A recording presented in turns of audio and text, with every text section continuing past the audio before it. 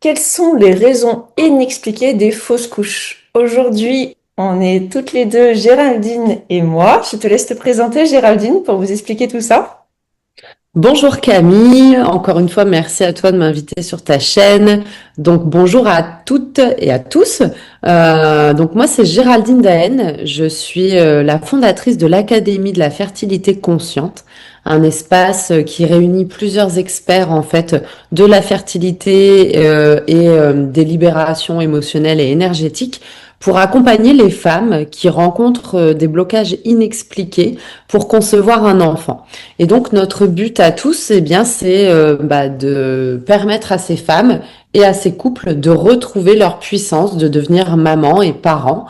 Et aujourd'hui, avec Camille, on a envie de vous parler de choses dont vous n'avez peut-être pas forcément conscience. Pourquoi il y a ces blocages? Pourquoi vous n'arrivez pas à maintenir une grossesse jusqu'au bout? Et voilà en fait ce que j'avais envie de partager aujourd'hui avec Camille.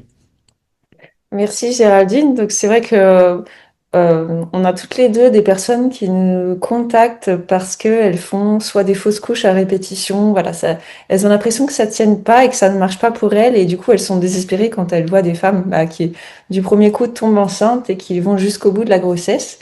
Et aujourd'hui, on va parler des raisons inexpliquées. Alors, faut savoir que moi, aujourd'hui, je suis à mon 4e mois de grossesse.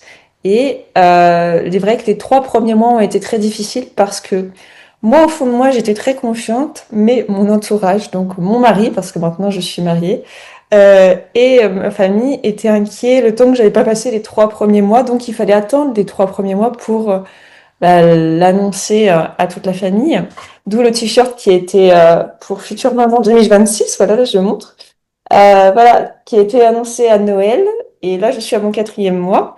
Et c'est vrai que moi, quand je suis tombée enceinte dès le début, dès que la prise de sang était positive, j'ai senti au fond de moi que il était là et que ça allait vraiment aller jusqu'au bout. Et j'étais vraiment confiante. Mais il y avait quand même toute cette peur de la famille parce qu'ils ont entendu que telle tante avait eu des fausses couches au 2e, 3e mois.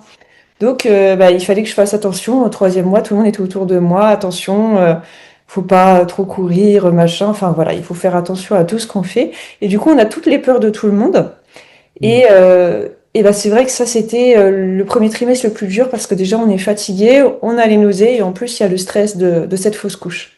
Et c'est vrai qu'il y a beaucoup de femmes qui inconsciemment ont tellement ce stress, tellement cette insécurité en elles que ça peut pas tenir parce que le bébé, il faut qu'il se sente en sécurité. S'il sent qu'il y a un stress, c'est comme si qu'il y avait, je sais pas, dans la nature, que la maman soit pourchassée par un tigre, Mm. qu'il y ait une famine ou quoi. Donc là, la grossesse, c'est un danger parce que c'est une dépense énergétique aussi et ça met en danger la maman.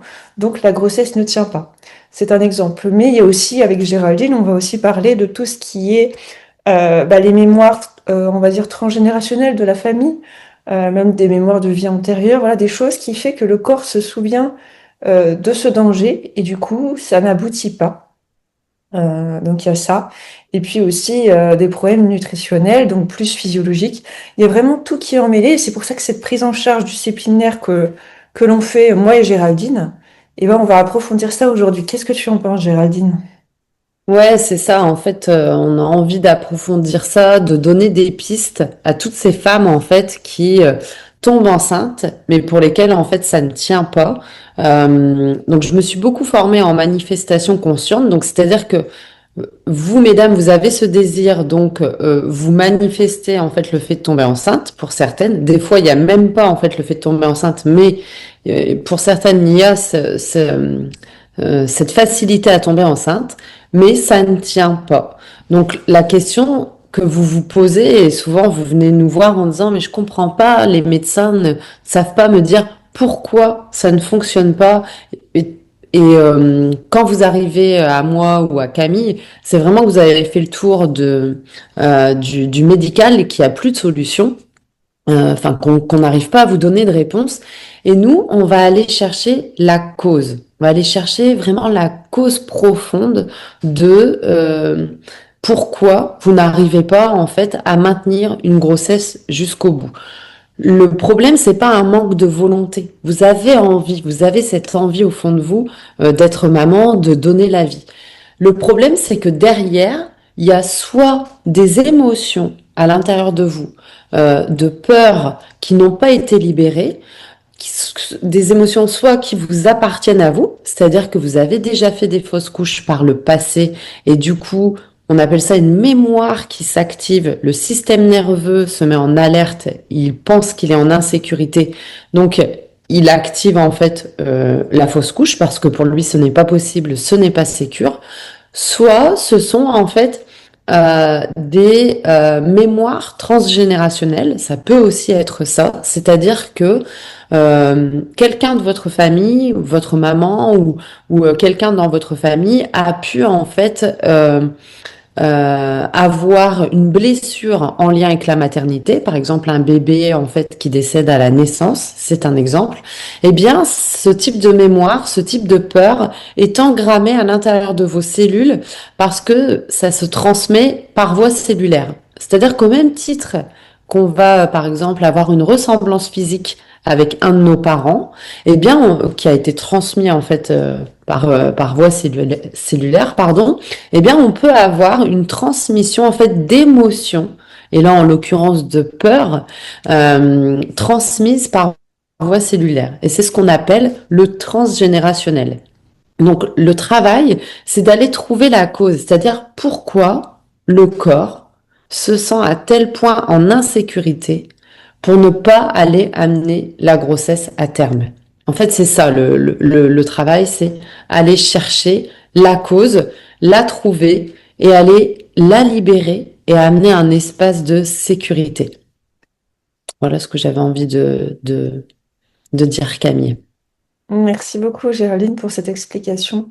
C'est vrai que j'ai toujours dit à toutes les personnes que j'accompagne, quand il y a une maladie, quand il y a quelque chose, c'est pour compenser un mal-être, une insécurité. Et quand ce corps est en insécurité, que ce soit par un déficit nutritionnel, trouble alimentaire, un stress, une maladie auto-immune, alors il y a des femmes qui viennent avec de l'endométriose, un syndrome des ovaires polykystiques, voilà, des Mm. déséquilibres hormonaux, c'est quelque chose de physiologique qui s'est ancré dans le corps, mais ça part de quelque part. Hein, ça vient pas nulle part parce que avant d'avoir la maladie, il y a eu un moment où vous donnez où vous étiez en bonne santé, en santé mentale et physique. Et c'est vrai que quand il y a quelque chose qui se déclenche, qui s'engramme, il peut y avoir une susceptibilité génétique avec les gènes, mais les gènes s'expriment ou s'expriment pas en fonction de l'épigénétique, c'est-à-dire tout l'environnement, le stress qu'il va y avoir autour et toutes les épreuves de vie, comment vous l'avez interprété.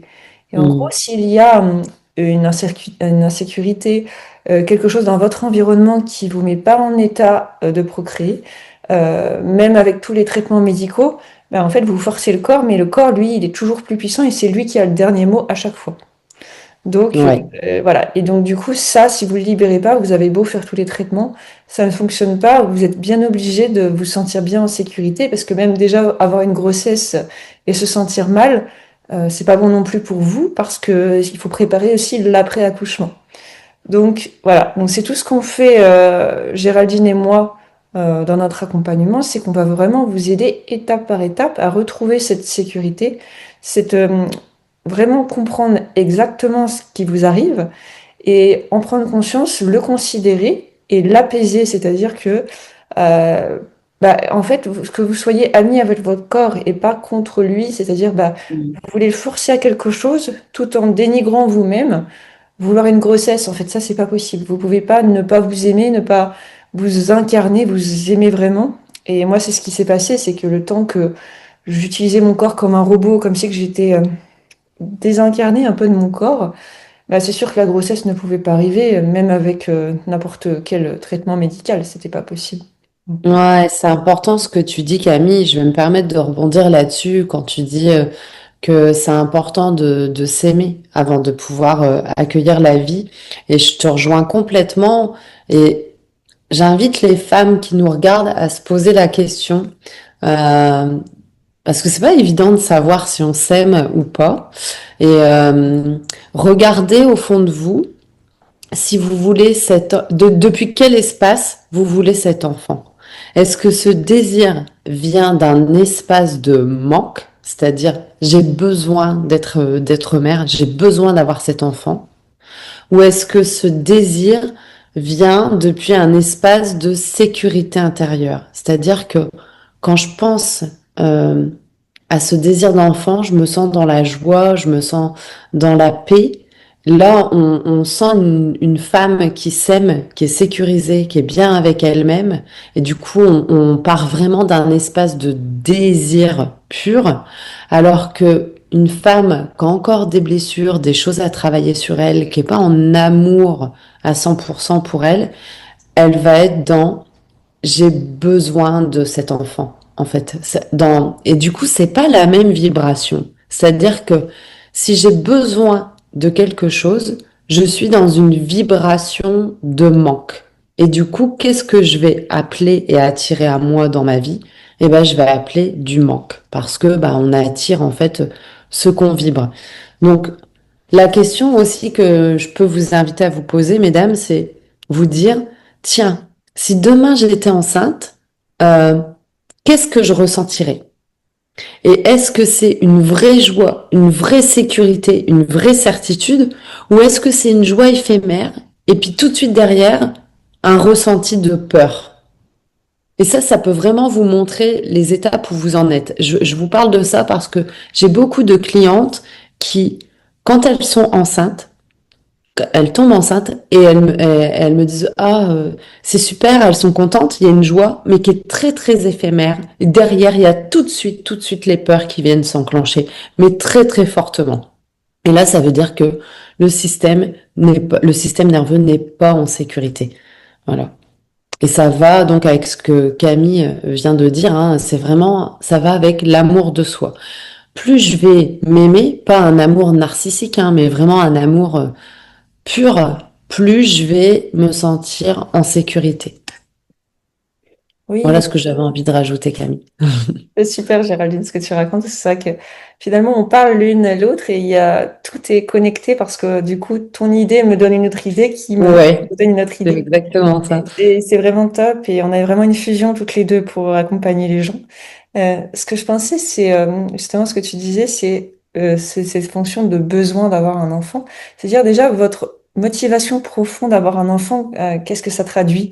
Parce que par exemple, pour ma part, avoir un enfant, c'était on va dire quelque chose de merveilleux de la vie qui m'arrive au bon moment sans que je le force. C'est-à-dire que si ça doit m'arriver, ça doit m'arriver et je lâche prise là-dessus. C'est-à-dire que c'est comme la petite cerise sur le gâteau. C'est-à-dire que moi, je vais bien, je me suis occupée de moi et du coup, tout est prospère pour cet enfant qui arrive et je le laisse arriver. C'est pas comme si il y avait rien de préparé. Et moi, avec mon mari, finalement, ça fait 6 ans qu'on se connaît. Déjà, moi, je travaillais à Rouen tout au début en ostéopathie. Après, j'ai déménagé mon cabinet à Brugheul. Ensuite, on a fait des travaux dans la maison. On a construit ça. Moi, je me suis reconstruite aussi physiquement. Et en même temps, on a construit le nid. C'est-à-dire qu'on a fait des travaux dans la maison. On a construit une chambre d'enfant. Et tout est Mmh, fait. mmh, Si je serais tombée enceinte la première année qu'on s'est connus, on n'allait pas avoir un enfant, faire les travaux, pas être construit. Et puis, il faut une sécurité, on va dire, financière et au niveau de l'environnement. C'est, on peut pas accueillir un enfant dans un stress. Si plus on accumule les stress, que ce soit dans tous les domaines de la vie, moins c'est propice. Et en fait, je me suis dit que tout allait arriver au bon moment. Et il y a des choses, des fois, un élan qui vous dit, ah, ça y est, c'est le bon moment, vous le sentez au fond de vous. Des fois, vous forcez ouais. les choses, vous êtes fatigué, c'est pas le bon moment. Et dans ce cas-là, il faut mieux reprendre soin de vous, reconcentrer sur vous. Et nous, c'est ce qu'on fait avec Géraldine, c'est qu'on vous aide à vous connecter à vous, à vous sentir bien, et après que ça arrive, parce qu'on met toutes les bonnes choses, les conditions particulières pour que ça arrive. C'est comme un terreau fertile qu'il faut préparer avant que la plante, elle pousse. Hein. Et souvent, après, avec 20% de petits changements, on a 80% de résultats. C'est l'histoire du bambou. Le bambou qui Mmh, met 5 ans à pousser, et après, d'un coup, il pousse d'un coup. Et en fait, quand il nous arrive plein de choses, plein de belles choses dans la vie, c'est qu'on a eu déjà un gros travail de fait avant. Hein. C'est comme les gens qui réussissent même dans un métier ou quoi. Faut pas croire que ça se fait comme ça. En fait, il y a eu beaucoup de travail derrière et un jour, c'est les effets composés en fait qui se multiplient. mmh. Et c'est tout l'aboutissement de toute une vie. Et c'est vrai qu'avoir un enfant, Je pense que c'est pas pareil parce que les femmes qui ont besoin de nous aujourd'hui, c'est des femmes qui ont déjà fait un travail. Souvent, elles ont une trentaine d'années. C'est pas comme quand elles tombent enceintes à 20 ans sans avoir eu vraiment d'expérience encore de la vie concrètement en tant qu'adulte. C'est-à-dire que là, tout doit s'enchaîner. Et puis, ça se passe différemment, avoir un enfant à 20 ans ou à 30 ans. J'ai l'impression qu'aujourd'hui, déjà, les personnes ont des enfants plus tard. Euh, et alors, les femmes font peut-être plus d'études aussi. La vie est différente. Et c'est vrai qu'on se pose la question parce qu'il y a aussi ce stress du temps qui passe et du vieillissement. Ouais, Et ouais, c'est ça ça. revient souvent parce qu'en fait, on est tellement stressé par se dire, le temps passe et plus j'attends des années, moins j'ai de chances de tomber enceinte. Et si vous vous dites ça, en fait, c'est que vous n'avez pas confiance en la vie. Parce que, en fait, tout est possible. Il y a même des femmes qui sont tombées enceintes à 40 ans, mais parce que c'était le bon moment pour elles. Et il y a des femmes qui, par contre, sont ménopausées à 40 ans. Comme quoi, la vie est complètement différente pour tout le monde. Mais c'est cette confiance en soi, c'est vraiment cette confiance en la vie, je dirais plus. Parce que nous, on fait partie de la vie. Que tout ça, on travaille, en fait, c'est cet accompagnement humain qu'on fait, Géraldine et moi. C'est pas euh, quelque chose de bidon qu'on va dire à tout le monde, c'est vraiment quelque chose d'humain et personnalisé par rapport à vous, votre problématique, qui fait que cet échange humain, il manque beaucoup aujourd'hui avec le développement de l'intelligence artificielle, tout ça, et des protocoles médicaux qui sont très protocolaires et pour tout le monde pareil. Nous, aujourd'hui, on veut créer avec Géraldine cet accompagnement humain qui est, on va dire, irremplaçable. Personnalisé. Personnalisé, Ouais. mais je dirais irremplaçable. Il peut pas être remplacé par une intelligence artificielle, par un monde médical, parce que c'est nous, notre expérience. On peut pas être remplacé par quelqu'un d'autre non plus, ce que je dirais. Et cette fusion de nos accompagnements font un fort potentiel humain et énergétique profond pour augmenter votre profonde conviction, on va dire, en confiance à la vie et à la confiance au fait de devenir maman et aussi à votre relation de couple, hein, parce qu'il ne faut pas oublier qu'avoir un enfant, c'est pas que vous, c'est le couple entier qui doit se sentir en sécurité, solide, tout ça, et ça, c'est à prendre en compte aussi énormément. Je sais pas ce que tu en penses, Ouais. Géraldine. Ouais, moi je vais rebondir sur, tu parlais, il y a plusieurs choses là qui me donnent envie de rebondir. Tu as parlé de la notion d'élan, euh, avoir cet élan intérieur de devenir maman. Et ça me parle beaucoup. L'élan, en fait, c'est comme une intuition intérieure très forte. C'est quelque chose qui va pas s'expliquer avec le mental. C'est quelque chose qu'on sait au fond de soi, qui des fois peut même être incohérent, mais on le sait, c'est comme ça. Il y a cet élan, en fait. Et pour devenir maman, je pense que c'est important d'être encore dans cette notion d'élan, dans cette insouciance, et de sortir de tout ce qui va être compulsif en fait, les tests compulsifs, observer les cycles tous les mois, etc. Je pense que tout ça, ça peut créer un stress en fait supplémentaire et avoir vraiment cette notion d'élan, revenir à ça, à pourquoi j'ai envie d'être maman. Je pense que c'est une base très importante et ça nous ramène dans notre intériorité. C'est-à-dire que ça nous sort de tout ce vacarme mental, déjà de tout ce stress, revenir à son pourquoi j'ai envie de devenir maman. Ça, c'est la première chose. Et il y avait autre chose que tu avais dit et sur laquelle j'avais envie de rebondir, mais je l'ai perdu. Il est parti. Ça reviendra. Pas de souci. De toute façon, il sera en replay, on pourra toujours Ouais. regarder si on a d'autres idées. C'est vrai que Géraldine, ce qui est important, c'est cette notion de, voilà, de confiance en la vie. Je reviens là-dessus, c'est vraiment ça qui est important. Et de vous dire, si vous ressentez au fond de vous que vous avez vraiment besoin d'être épaulé parce que toute seule, vous savez très bien qu'il y a ce blocage, vous n'avez pas ce regard extérieur et ce côté humain qui vous soutient parce que vous êtes seul dans cette lutte, ça, c'est sûr que si vous passez pas à l'action, les résultats vont être beaucoup plus longs. Et c'est vrai que nous, on est passé par là avant, on a accompagné beaucoup de femmes déjà auparavant. Euh, Moi, surtout dans les troubles alimentaires et le désir d'être maman, c'était vraiment le sujet de prédilection. En fait, c'est l'envie aussi de s'en sortir pour une raison profonde. Et cette raison profonde, il faut la trouver. Et aussi cette raison profonde d'être maman, Euh, Parce que des fois, il y a des personnes qui veulent être maman pour faire plaisir au papa, mais qui savent que avec le trouble alimentaire, ça va être stressant aussi d'avoir un enfant. Et la peur de prendre du poids pendant la grossesse, c'est aussi cette peur-là inconsciente. Donc, il faut travailler là-dessus, il faut essayer de comprendre aussi, parce que vous pouvez avoir le désir d'avoir un enfant, mais au fond, la peur de prendre du poids. En fait, Ouais. voilà, tout Mm. ça, c'est hyper important, et moi, je le retrouve souvent. Donc, Ouais, ouais, carrément, Camille. Il y a plein de peurs comme ça. mm, Alors, par exemple, pour les femmes hein, qui ont des troubles alimentaires, effectivement, peur de prendre du poids. Plein de peurs aussi inconscientes, peut-être peur de l'accouchement. Voilà, il y a plein de choses qui peuvent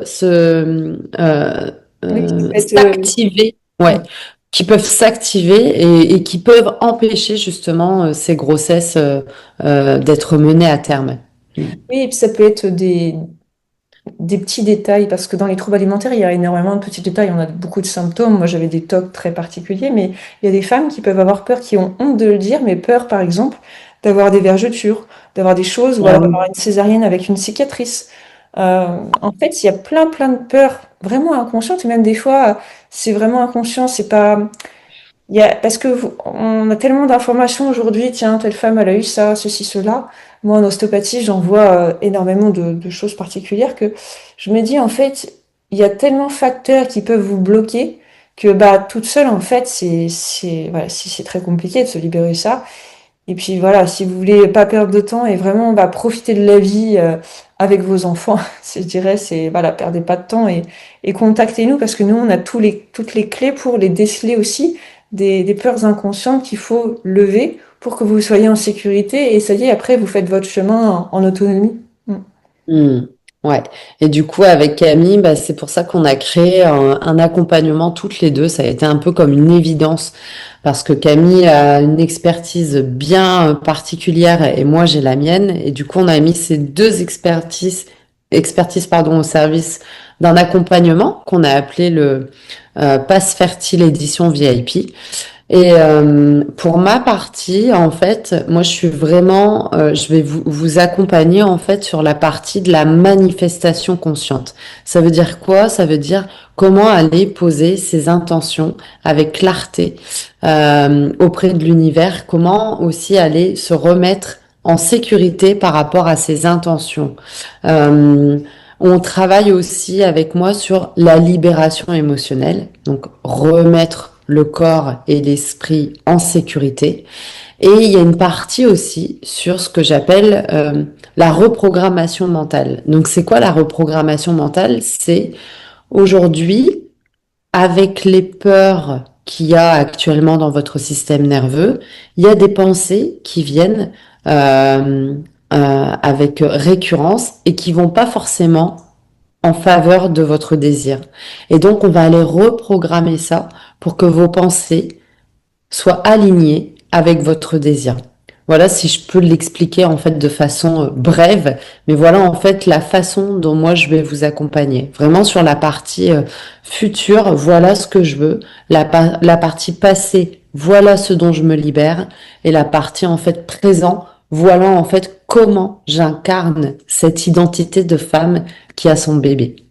Ouais, super, parce que Géraldine, tu as tout ce côté, on va dire, manifestation, côté vraiment qui est tout sur l'énergie qui est liée autour. Et moi, je vais aller beaucoup Ouais. dans le physiologique issu des neurosciences avec les formations que j'ai fait, un programme en 10 étapes qui va libérer comme une couche d'oignon toutes les couches qui vous entourent, en allant du mindset de se reconnecter à son corps, de libérer toutes les croyances limitantes, travailler sur la nutrition, la micronutrition adaptée pour la grossesse pour tomber enceinte, on va dire, augmenter la fertilité et la libido, qui est très important. C'est vrai qu'on fera un sujet là-dessus parce que ça, c'est... Ouais, ouais, ouais, je suis Euh, d'accord. et puis la libération des blessures du passé. Ensuite, on passera sur la gestion du stress, la confiance en soi, l'équilibre de vie, on va dire, au niveau des rythmes biologiques, hein, au niveau du sommeil, digestion. Jusqu'à se reconnecter à son enfant intérieur et après travailler sur le préparer l'après, c'est-à-dire être autonome par la suite de toute cette libération et tout ce que vous avez appris au niveau neurophysiologique. Et moi, c'est vrai que ces formations m'ont sauvée parce que j'ai appris à libérer mon système nerveux inconscient. Ça peut être les amnésies post-traumatiques, tous les traumas, toutes les choses qui ne m'appartenaient pas Et du coup, moi, je me faisais du mal à cette partie-là et c'était impossible qu'en me faisant du mal, je tombe enceinte. Voilà. Et en libérant Mm. tout ça, ben, j'ai pu me reconnecter à moi et m'aimer. Et du coup, le bébé est arrivé. C'est comme ça que ça arrive. C'est pas on commence par vouloir avoir un bébé et après, voilà, il y a toujours quelque chose qui se fait dans l'ordre et ces étapes sont indispensables pour que ça arrive. Et là, vous perdez moins de temps parce qu'on libère tout et après, ça arrive au bon moment. Et c'est vrai que Géraldine et moi, ensemble, en faisant ça, sans perdre de temps, toutes les deux, et avoir une interaction entre thérapeutes parce que nous, on se contacte entre nous, voilà, on fait vraiment quelque chose de personnalisé pour vous. Ça, c'est le plus beau cadeau, enfin, que même moi, que j'aurais aimé avoir depuis que je suis tombée malade, parce que je me serais libérée de ça plus tôt. Je pense que j'aurais gagné du temps sur certaines choses. Même si j'ai fait mon chemin, mais comme on l'a créé, je suis fière de l'avoir créé aussi, et que ça puisse servir à d'autres personnes. Et ça, c'est ma plus grande satisfaction, c'est d'aider un maximum de personnes, voilà, pour les Alors, troubles alimentaires, tomber enceinte, pour toute troupe de choses. Mais faut savoir aussi que c'est ça, c'est de contribuer en fait, Camille, c'est de dire bah, que tout ce parcours que tu as vécu, toi, Camille, et moi, en fait, le parcours que j'ai vécu, donc à travers ma meilleure amie, mais aussi ce parcours de recherche où je suis allée très loin aussi dans les émotions, c'est que tout ce qu'on a expérimenté, ce qu'on a vécu, ce qu'on a appris, eh bien, ça serve à d'autres personnes, ce qu'on appelle la contribution. En fait, c'est OK, on a vécu tout ça. Aujourd'hui, on va le redistribuer à d'autres personnes pour que ça soit un catalyseur, un accélérateur en fait de temps pour elles, que ce soit plus doux aussi, parce que voilà, là, si vous nous regardez, je vous laisse imaginer là ce que vous avez vécu jusqu'alors et imaginez que demain, vous êtes accompagné en fait par deux expertes dans ce domaine. Ce que vous allez vivre au quotidien, ça sera plus du tout la même chose en fait. On va toujours vous ramener dans un espace de sécurité. Et la sécurité, j'ai envie de dire, c'est le mot-clé. C'est ce qu'il vous faut pour mener une grossesse à terme. oui, c'est vrai que je dirais que l'accompagnement, c'est l'aboutissement du vécu et de la compréhension par les formations par rapport à ce qu'on a vécu pour pouvoir le justifier et l'argumenter, le structurer pour vous. Parce que Mm. c'est bien de vivre des choses, mais si après on peut pas le partager, l'éduquer et le transmettre, il y a pas beaucoup d'intérêt. Donc vous aussi, vous avez votre mission de vie, voilà, le transmettre à vos futurs enfants. Et c'est tout ce qu'on vous souhaite. C'est pour ça qu'on mettra le Mm. lien dans la description pour nous contacter. Rien que de prendre un appel qu'on vous offre, on vous offre quand même ce temps pour échanger avec vous, voilà, et sans engagement. C'est vraiment pour voir ce que vous avez besoin et bah, pour pouvoir déjà vous donner la première clé. Et après, si vous avez envie d'aller plus loin et vraiment passer à l'action, c'est avec grand plaisir qu'on puisse vous accompagner. Mais c'est vrai Mm. qu'à un moment donné, on ne pourra pas prendre tout le monde non plus. Voilà, il faut que ce soit les personnes qui soient motivées, qui aient vraiment envie et que voilà, qu'on soit en Voilà, faut que synergie. vous en ayez envie, faut que vous ressentiez l'élan à l'intérieur de vous. Et après, il y a ce fameux appel qu'on vous offre, soit avec Camille, soit avec moi. Moi, j'appelle ça un appel de cœur à cœur. C'est une connexion. On voit en fait ce qui se passe pendant cet échange entre vous et nous, en fait. Et vous ressentez à ce moment-là ce que ça vous dit à l'intérieur de vous. C'est vraiment pour moi, c'est une expérience sensorielle, en fait, ce genre d'appel. C'est ça. Et puis nous, on n'est pas là pour résoudre vos problèmes, pour faire tout à votre place. On est là pour se connecter à vous et vous valoriser dans ce que vous faites et vous redonner confiance en vous. Et c'est vous qui êtes acteur de votre vie. Chacun vit sa vie et vous serez fier de ce que vous allez accomplir. Voilà, Géraldine, je sais pas si tu as quelque chose à rajouter. Moi, ce que j'ai envie de rajouter là pour terminer, c'est ressentez, là on est en début 2026, ressentez à l'intérieur de vous si là maintenant, tout de suite, vous avez envie que votre vie change. Là, maintenant, tout de suite. Est-ce que en vous posant cette question, est-ce que vous vous dites, ouais, j'ai envie que 2026 soit différent? Si la réponse est oui, alors venez nous voir. Vraiment, c'est ce que j'ai envie de partager avec vous là aujourd'hui. Si c'est non, c'est OK aussi. Mais si la réponse est oui, prenez ce rendez-vous avec Camille ou moi. Super. Et un petit bonus, si vraiment ça vous intéresse, aujourd'hui on est le 13 janvier 2026 et je passe à la télé sur M6 Voilà, il y a tout mon parcours, ce que on fait comme accompagnement, mon travail écrit. Donc si ça vous intéresse et que vous n'avez pas le temps, voilà, parce qu'on a diffusé la vidéo plus tard, vous pouvez le voir en replay. Donc c'est Un jour un doc sur M6, qui est diffusé le 13 janvier à 13h40. Vous pouvez le voir en replay. Voilà, je m'en Bravo Camille. c'est Et top. encore merci à toi de m'avoir invité sur ta chaîne. Ouais, merci Géraldine et à bientôt pour une prochaine vidéo. À bientôt, au revoir.